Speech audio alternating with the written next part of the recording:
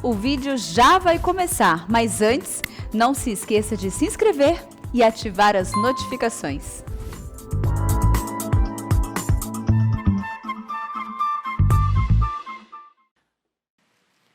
Irmãos amados, nós vamos abrir a palavra de Deus no Salmos 126.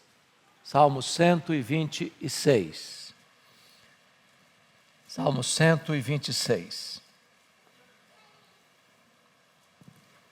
Peço que depois da leitura você mantenha a sua Bíblia ainda aberta para considerar comigo este texto bíblico. O texto diz assim: quando o Senhor restaurou a sorte de Sião, ficamos como quem sonha. Então a nossa boca se encheu de riso, a nossa língua de júbilo. Então entre as nações se dizia: grandes coisas o Senhor tem feito por eles. Com efeito, grandes coisas fez o Senhor por nós, por isso estamos alegres.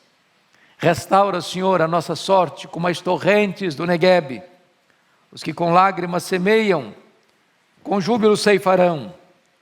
Quem sai andando e chorando enquanto semeia, voltará com júbilo, trazendo seus feixes. Amém. Eu queria meditar com os irmãos sobre o tema: é tempo de restauração. É tempo de restauração. É sabido de todos vocês que este é um salmo pós-cativeiro. Vocês bem sabem que o saltério, os 150 salmos, estão divididos em 5 livros.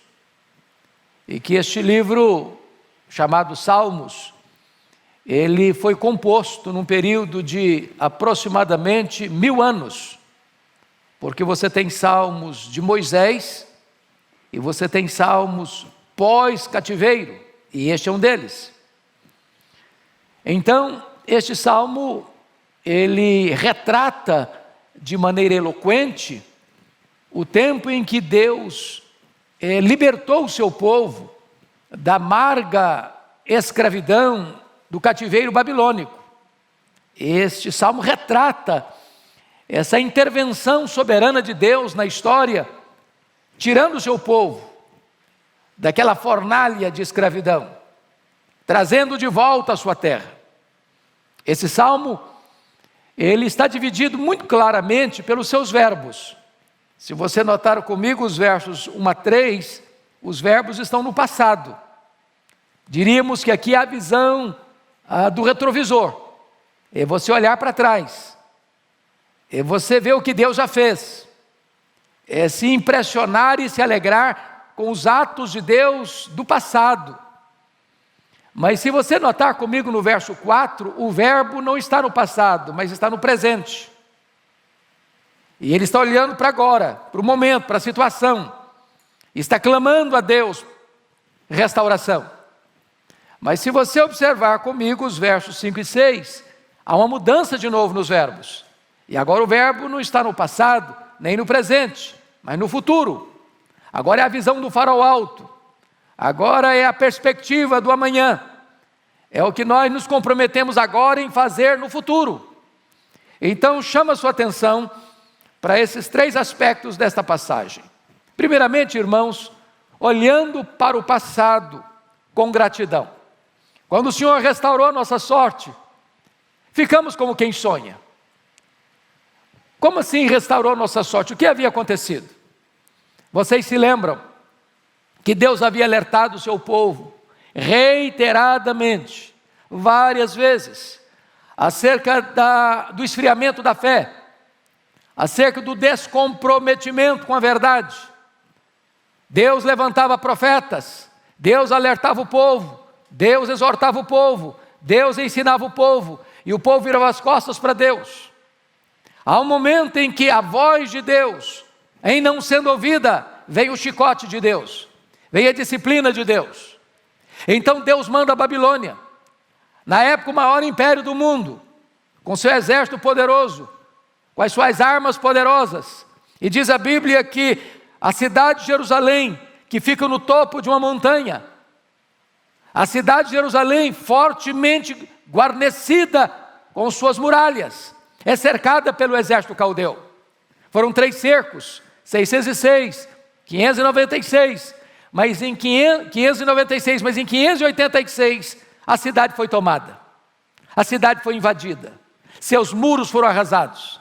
O templo de Salomão, aquele belíssimo palácio de mármore bordejado de ouro, é arrasado até os fundamentos. A cidade é queimada, a população é massacrada, crianças, velhos, mulheres são pisados como lama nas ruas. O povo estava completamente rendido ao desespero, porque nesse momento, Jeremias, que era uma testemunha ocular dos fatos, chegou a dizer que mais felizes foram aqueles que morreram à espada do que aqueles que morreram de fome dentro dos muros. Aqueles que sobraram desse massacre imposto pela Babilônia são levados para a Babilônia, 1000 quilômetros aproximadamente, para uma amarga escravidão de 70 anos. Os que ficaram, o resto que ficou debaixo de opróbrio, miséria, pobreza, numa cidade completamente arruinada e destruída e cercada de inimigos.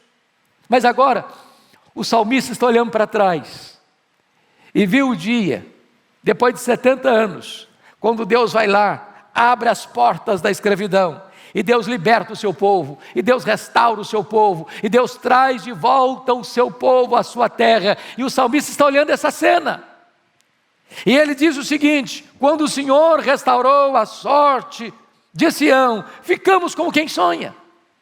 O que ele está dizendo é que a obra de Deus foi maior do que a expectativa humana, que aquilo que parecia impossível, Deus fez.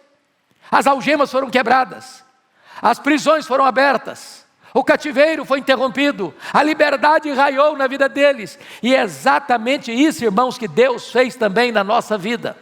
Nós éramos escravos do pecado, da carne, do mundo, do diabo, estávamos com a coleira no pescoço, éramos escravos, estávamos completamente sem esperança, e Deus foi lá e nos tirou da casa do valente, e Deus foi lá e nos tirou da potestade de Satanás, e Deus foi lá e nos arrancou do império das trevas, e nos tornou livres, verdadeiramente livres. E hoje nós estamos olhando e vendo a grande obra da libertação e da redenção de Deus na nossa vida. Versículo 2, vai nos informar o seguinte: então a nossa boca se encheu de riso e a nossa língua de júbilo. Amados irmãos, nós deveríamos hoje, nesta manhã, olhar para a cruz, olhar para a nossa redenção, olhar para aquilo que Deus fez por nós e nos alegrarmos. Vivemos num mundo de dores, sim. Vivemos num mundo de tristeza, sim. Vivemos num mundo de decepções, sim. Vivemos num mundo de opressão, sim. Vivemos num mundo de perseguição, é verdade, é sim também. Mas nós temos um Redentor, nós temos o nosso glorioso Deus e Salvador. Nós recebemos dele vida eterna, perdão dos nossos pecados. Nós somos um povo livre, nós somos o povo mais feliz da terra. Não há povo como a igreja, remido pelo Senhor. E hoje, nesta manhã, a nossa palavra é: alegremo-nos em Deus, porque Ele fez grandes coisas por nós.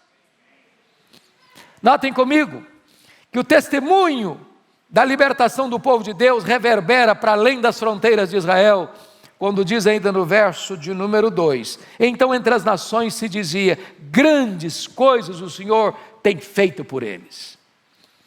As nações olhavam e não podiam imaginar como um povo fragilizado, pequeno, impotente, conseguiu sair daquela escravidão.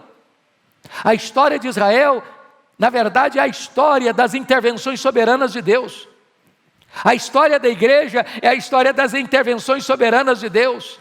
Quem olha para dentro da igreja, quem olha para o cenário da igreja e olha do lado de fora e vê o que Deus tem feito ao longo da história, como Deus poupou a sua igreja das perseguições, das fornalhas, das arenas dos animais ferozes, da crucificação, das perseguições as mais variadas, e a igreja escapa, e a igreja avança, e a igreja cresce, e a igreja se fortalece, e a igreja está viva e cheia de vigor. Isso é obra de Deus.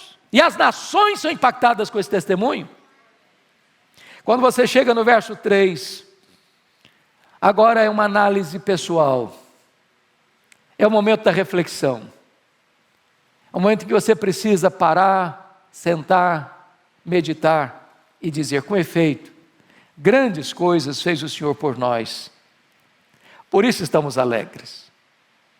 E eu quero perguntar a você que está aqui hoje e você que está nos assistindo, o que é que Deus já fez na sua vida? Quantas muitas bênçãos? Dize-as de uma vez, e verás surpreso o quanto Deus já fez. Como é que você está? Cabisbaixo? Abatido? Triste? Lamentando? Murmurando? Como é que você reage à bondade de Deus, à graça de Deus, à misericórdia de Deus? O Senhor está conclamando a você hoje e a mim, nesta manhã, irmãos, de nos alegrarmos em Deus. De dizer cada um para si mesmo, o Senhor foi bom comigo, o Senhor tem sido bom comigo, o Senhor tem me guardado, o Senhor tem me protegido, o Senhor tem me libertado, o Senhor tem me dado vida, o Senhor tem preservado a minha saúde, o Senhor tem me dado a família, o Senhor tem me dado trabalho, mas sobretudo o Senhor tem me dado redenção, salvação, perdão, vida eterna. Eu sou cidadão do céu, eu sou membro da família de Deus, eu sou ovelha de Cristo, eu sou servo do Deus Altíssimo, eu sou embaixador de Deus, o meu nome está escrito no livro da vida, o Espírito Santo selou-me como propriedade exclusiva de Deus. Eu tenho motivos para me alegrar em Deus. Pois bem, agora notem comigo que no verso 4 muda o cenário. Ele não está olhando mais para a lente do retrovisor, agora ele está olhando para o presente. E pense comigo agora na cena. O povo volta da Babilônia. Ao chegar em Jerusalém, a cidade ainda está arruinada. Irmãos amados, a cidade de Jerusalém ficou debaixo de escombros 142 anos.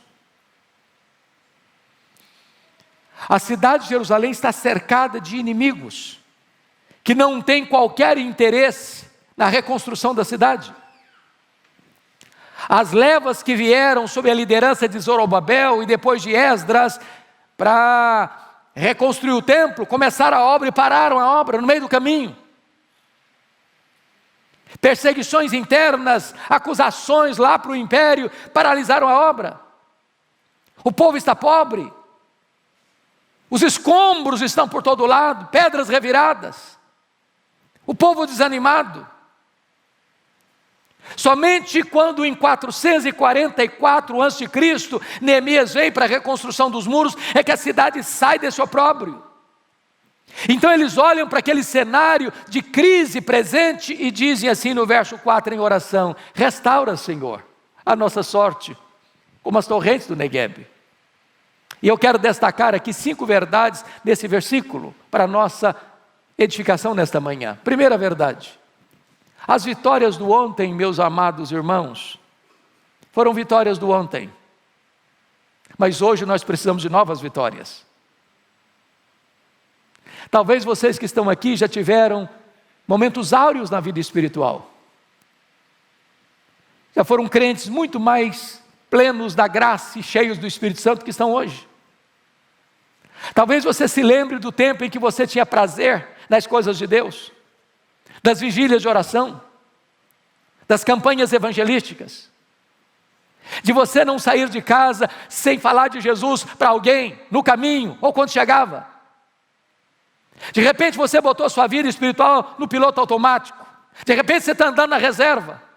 De repente virou um hábito, um costume, uma rotina na sua vida, e parece que as coisas não mexem mais com você, não empolgam mais a sua vida, não trazem mais brilho nos seus olhos, não trazem mais empolgação para o seu coração. E é hora de você e eu orarmos: Senhor, restaura a nossa sorte. Mas em segundo lugar, quando a crise está estabelecida, agora no presente, não é hora de você ficar desanimado, ou de você jogar a toalha.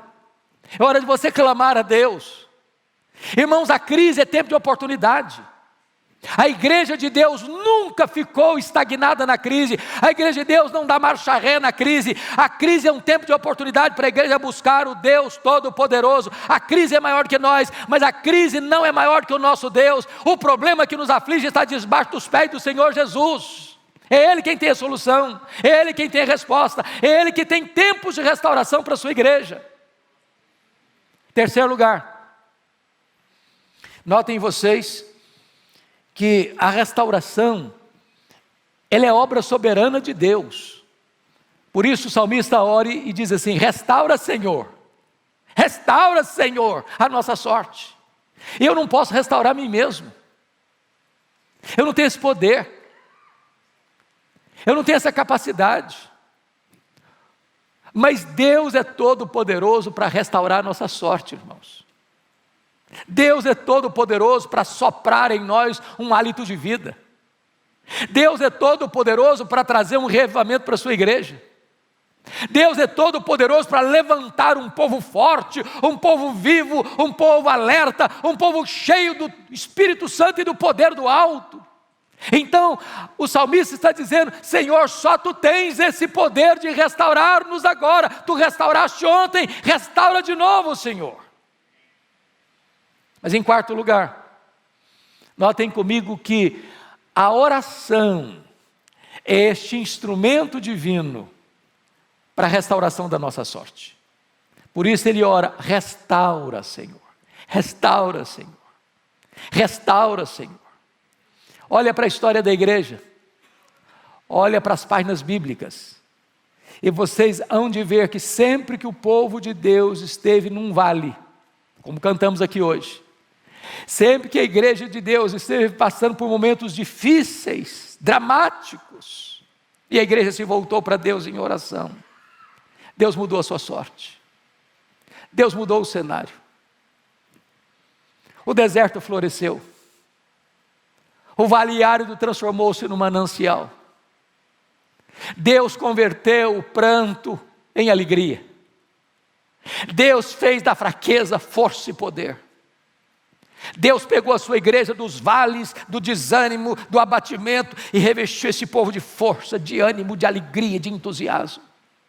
Em nome de Jesus, é hora da igreja clamar, é hora da igreja orar, é hora da igreja buscar o Deus Todo-Poderoso, o Deus da nossa restauração.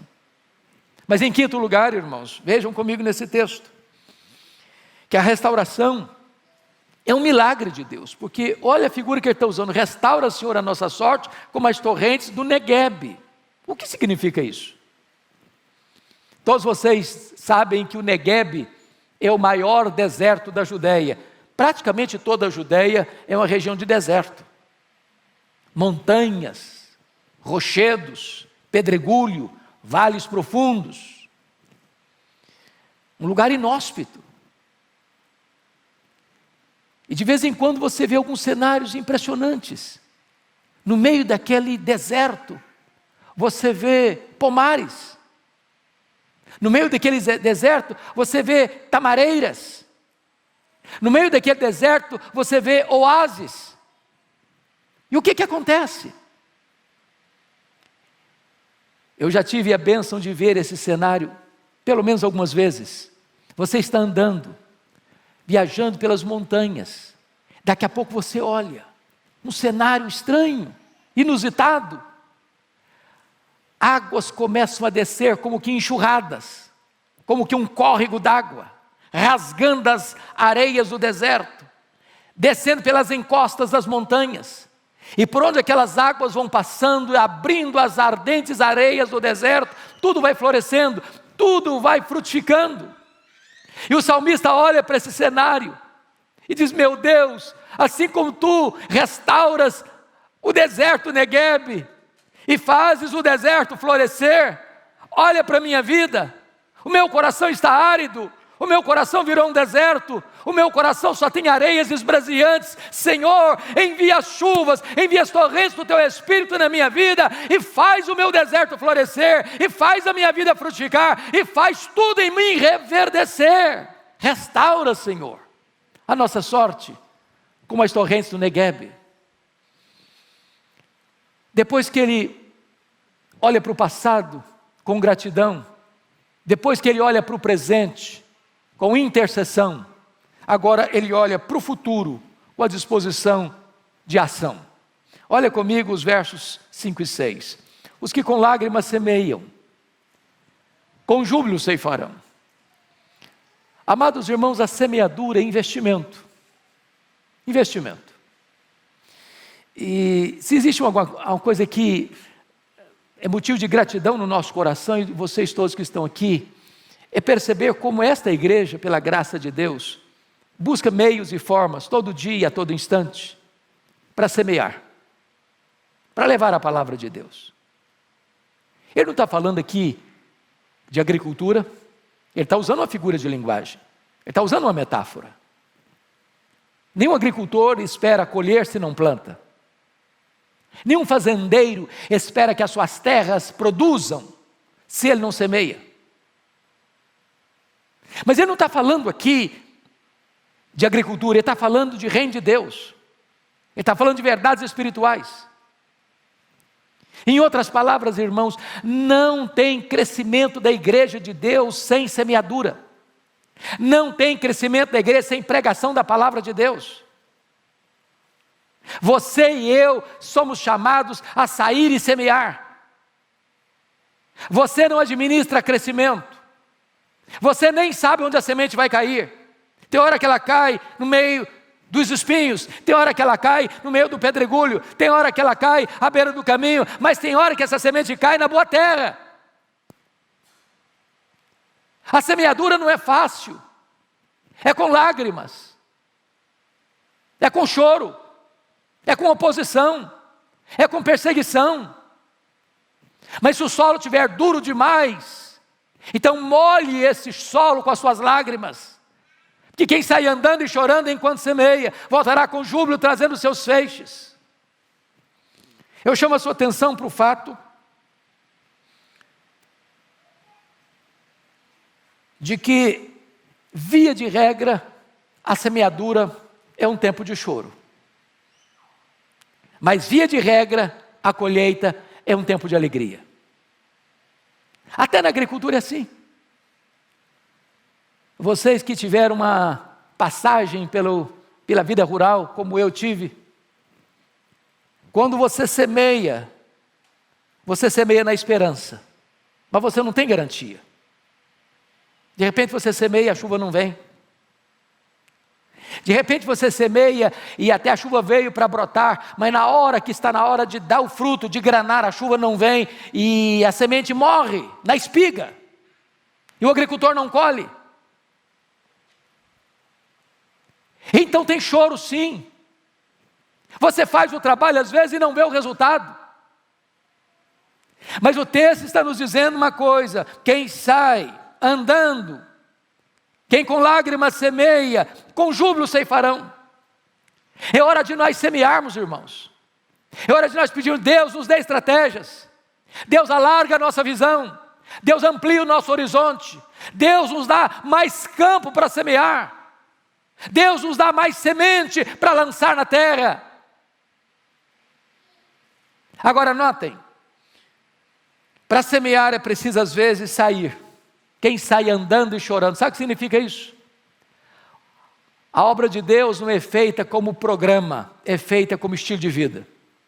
Quem sai andando para o seu trabalho, para a sua escola, para os seus negócios, para as suas viagens, para os seus empreendimentos, você sai, você anda e você semeia. Não é um dia na semana, não é um calendário no mês, é um estilo de vida. É na medida que você vai, é assim que a igreja cresce, é assim que a igreja primitiva cresceu. É quando cada crente entende o seguinte: eu sou um semeador e eu vou sair, e na medida que eu saio, eu vou semeando, e vai semeando, e vai semeando, e Deus vai dar os frutos do seu trabalho, a alegria desses frutos. Quem sai andando e chorando enquanto semeia, voltará com júbilo trazendo os seus feixes. A semeadura é com choro, a volta é com alegria. Os feixes são abundantes. Eu quero concluir pensando aqui numa pergunta pessoal.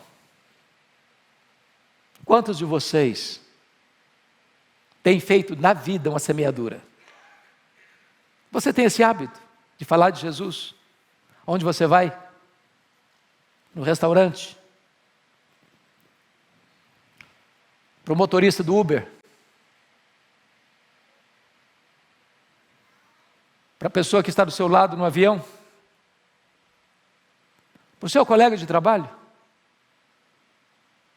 Para a pessoa que se assenta do seu lado na faculdade? para o seu parente, para o seu vizinho. Quantos aqui, e eu não peço que você levante a mão, mas quantos de vocês aqui já tiveram a experiência de levar alguém a Cristo, pessoalmente? Entenda isso, você é um semeador. Talvez você vai enfrentar resistências. Talvez você vai enfrentar lutas. Mas vou lhes dar uma garantia: a alegria de colher é maior do que a dor da semeadura. A alegria de trazer os feixes é tão grande que vai compensar qualquer lágrima da semeadura.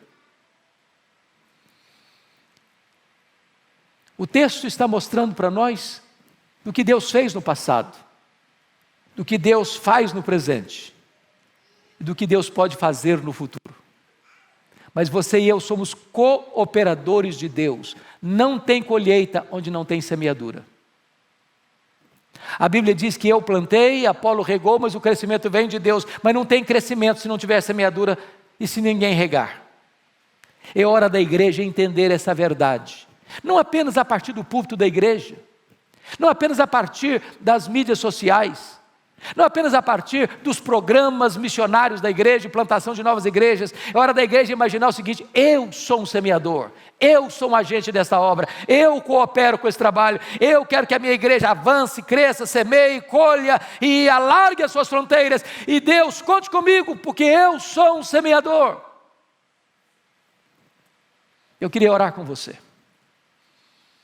Eu queria que você agora curvasse a sua fronte por um momento e parasse para fazer 3 reflexões. Primeira delas: você pode dizer com toda alegria nesta noite que o Senhor já restaurou sua sorte, que você é uma nova criatura, que Jesus já quebrou o seu cativeiro, já libertou você das escravidões ou das algemas do pecado, da escravidão do pecado? Como é que está a sua vida hoje? Tem aridez? Tem sequidão? Quem sabe hoje você possa então levantar os céus a sua oração e dizer: Senhor, restaura a minha sorte. Eu quero voltar ao primeiro amor. Eu quero que o melhor daquilo que eu já vivi até hoje sejam medidas mínimas do que tu vais fazer daqui para frente na minha vida e através da minha vida. Talvez agora você pudesse fazer um propósito com Deus. Meu Deus, eu não posso reter essa mensagem só para mim. Me ajuda a semear, a espalhar esta boa nova, a contar para os outros o que Deus fez por mim, a levar esta mensagem, na certeza de que Deus é fiel para trazer a minha alegria de muitos feixes, de muitas vidas convertidas pelo poder da palavra de Deus. Deus amado, eu quero te dar graças por esse tempo precioso na tua casa, pelos desafios da tua palavra. Oramos, Deus, para que tu reavives o nosso coração nesta manhã, que tu enchas a nossa alma de gozo, de alegria, de contentamento por aquilo que tu já fizeste, por aquilo que estás fazendo e por aquilo que hás de fazer para a glória do teu nome, em nossa vida e através da nossa vida. Assim oramos em nome de Jesus. Amém.